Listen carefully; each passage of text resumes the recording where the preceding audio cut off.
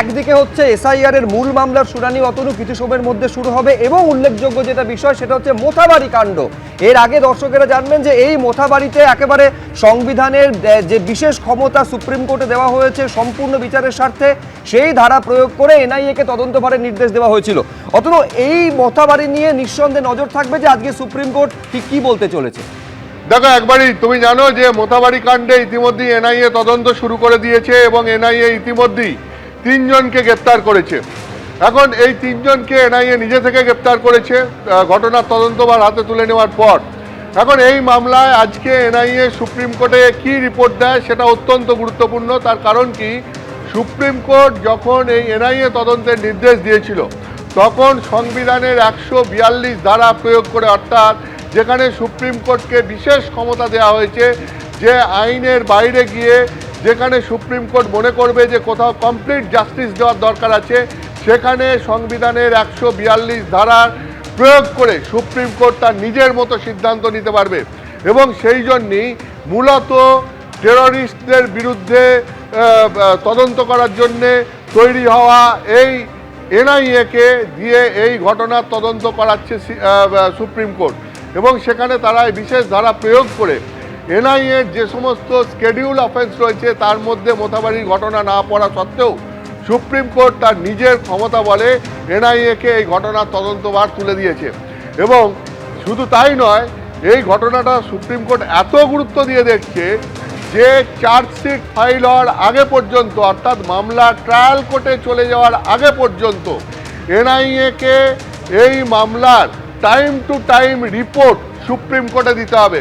অর্থাৎ supreme court NIA তদন্তকেও নিজের নজরদারিতে রেখে দিয়েছে। ফলে এনআইএ ইতিমধ্যেই এই মামলা তদন্তভার হাতে তুলে নিয়েছে, 3 জনকে গ্রেপ্তার করেছে এবং বিভিন্ন জায়গায় গিয়ে তারা স্টেটমেন্ট রেকর্ড করা, অন্যান্য তথ্য প্রমাণ সংগ্রহ করা, রাজ্য পুলিশের হাত থেকে পুরো কেস ডায়েরি নিয়ে নেওয়া, এই সমস্ত কিছু করেছে। ফলে এখন এইটা দেখার যে এনআইএ তাদের তদন্তের একবারে প্রাথমিক পর্যায়ে কি রিপোর্ট সুপ্রিম কোর্টকে আজকে দেয় এবং সুপ্রিম কোর্ট এই তদন্তের ব্যাপারে কি বলে। তার কারণ হচ্ছে কি, 7 জন জুডিশিয়াল অফিসার তারা মোথাবাড়িতে বিডিও অফিসের মধ্যে একদম গভীর রাত পর্যন্ত আটকে ছিলেন এবং সেখানে বারবার অভিযোগ উঠেছিল যে পুলিশ প্রশাসনকে জানানো সত্ত্বেও তারা কোনো ব্যবস্থা নেননি। দীর্ঘক্ষণ একটা ভয়াবহ পরিস্থিতির মধ্যে পড়তে হয়েছিল জুডিশিয়াল অফিসারদের, যে জুডিশিয়াল অফিসাররা ওই বিডিও অফিসের মধ্যে এসআইআর-এর কাজ করছিলেন, সুপ্রিম কোর্টের নির্দেশে তারা কাজ করছিলেন এবং কাজ করতে গিয়ে তাদের এই ভয়াবহ পরিস্থিতির শিকার হতে হয় এবং যেখানে রাজ্য পুলিশ প্রশাসন রীতিমতো বিলম্ব করে এই অফিসারদেরকে উদ্ধার করার ক্ষেত্রে।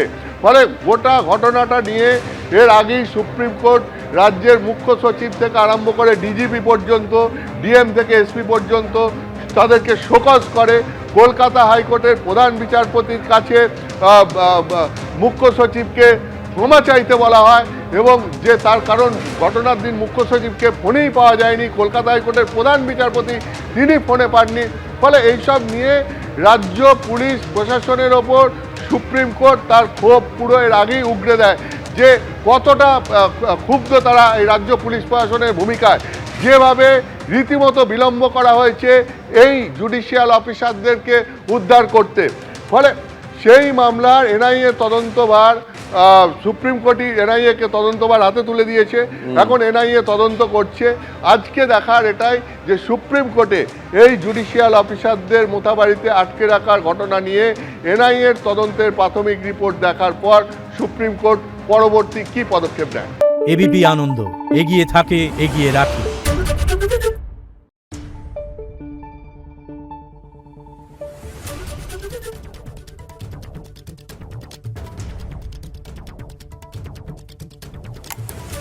Thank you.